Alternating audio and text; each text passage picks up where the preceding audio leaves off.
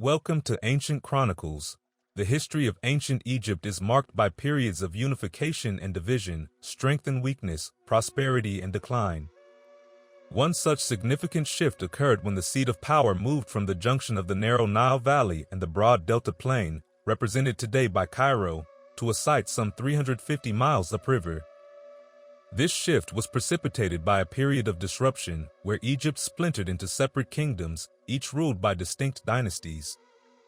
This fragmentation led to a decline in the old order, creating an opportunity for a new power to emerge. The new site of power was located in a unique geographical setting. At latitude 26 degrees, the typically narrow Nile Valley expands into a basin-like plain. The mountains on either side recede, leaving a broad amphitheater of fertile alluvial plains, dotted with dom and date palms. The western side is marked by a significant peak of the Libyan Range, while the eastern desert wall is pierced by valleys leading to the Red Sea coast. This location was advantageous for commerce. It provided access to the Lesser Oasis, a key trade hub for the African interior, through a route across the sandy desert. On the other side, the Hammamat Valley, rich in valuable stones, led to a district abundant in gold, silver, and lead mines, and further to the Red Sea coast. This coast facilitated early communication with the Arabian coast, a region known for its gums and spices. In this strategic location, a provincial city called Ape or Apu had existed probably since the beginnings of Egypt. The Greeks, finding similarity with their own city, Thebes, named this city Thebes. Thebes had always been the capital of a nome and was far enough from the court to develop its own unique character, which further detached it from Lower or Northern Egypt.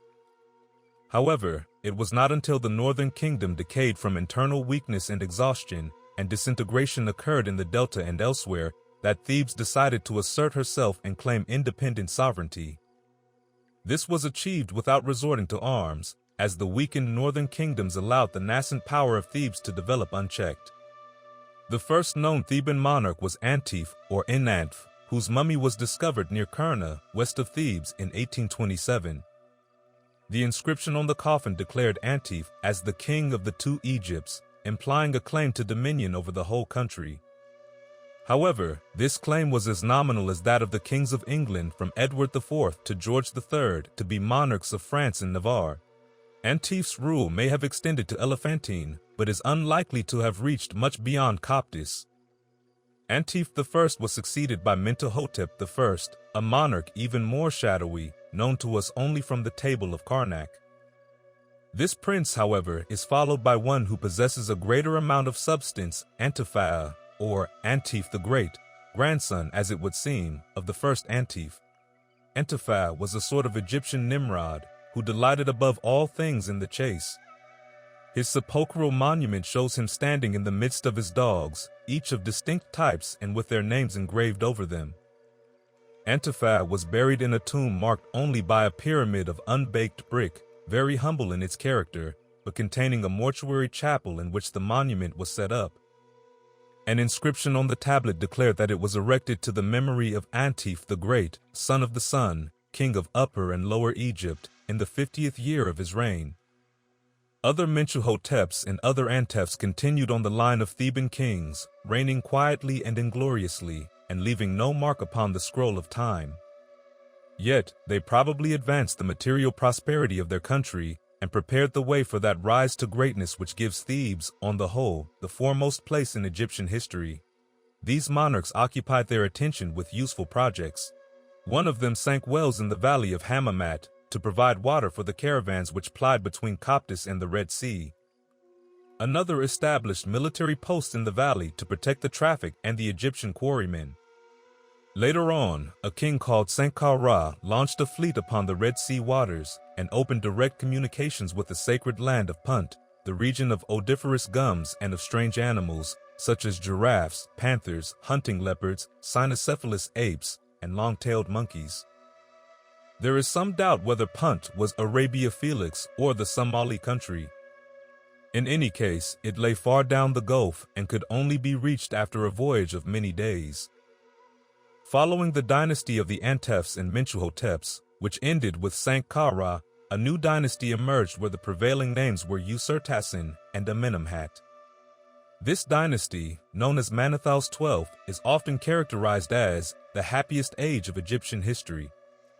This period marked the second phase of Egyptian civilization, which many regard as surpassing the glories of the first. Unlike the first civilization, which subordinated the people to the monarch and aimed at eternizing the memory and power of king after king, the second civilization prioritized the benefit and advantage of the people. It was utilitarian, beneficent, and far-sighted in its aims, achieving great success in the results it effected. The wise rulers of this time devoted their energies and resources not to building undying monuments that reach to heaven, but to useful works. They focused on the excavation of wells and reservoirs, the making of roads, the encouragement of commerce, and the development of the vast agricultural wealth of the country. They diligently guarded the frontiers, chastised aggressive tribes, and checked invasion by establishing strong fortresses in positions of importance. They patronized art, building temples rather than tombs, and adorned their temples not only with reliefs and statues, but also with the novel architectural embellishment of the obelisk, a delicate form especially suited to the country. The founder of the 12th dynasty, Amenemhat I, deserves special mention. He found Thebes in a state of anarchy. Civil war raged on every side. All the traditions of the past were forgotten. One night, after he had lain down to sleep, he found himself attacked in his bedchamber. Starting from his couch, he seized his own weapons and struck out, when lo, his assailants fled. Amenemhat, having once taken arms, did not lay them down till he had defeated every rival, and so fought his way to the crown. Once acknowledged as king, he ruled with moderation and equity. He was an energetic warrior, personally leading his soldiers to battle, armed with the khopesh or falchion.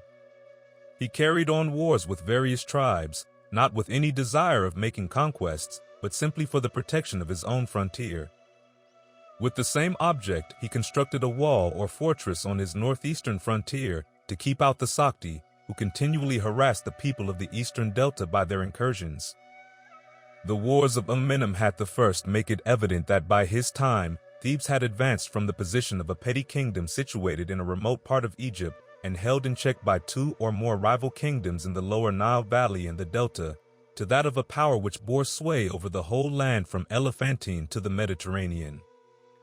This marked a significant shift in the power dynamics of ancient Egypt, highlighting the resilience and adaptability of this ancient civilization in the face of internal disruption and decline. In conclusion, the Theban dynasty, from Antef to Sankara, marked a significant period in the history of ancient Egypt, highlighting the resilience and adaptability of this ancient civilization in the face of internal disruption and decline.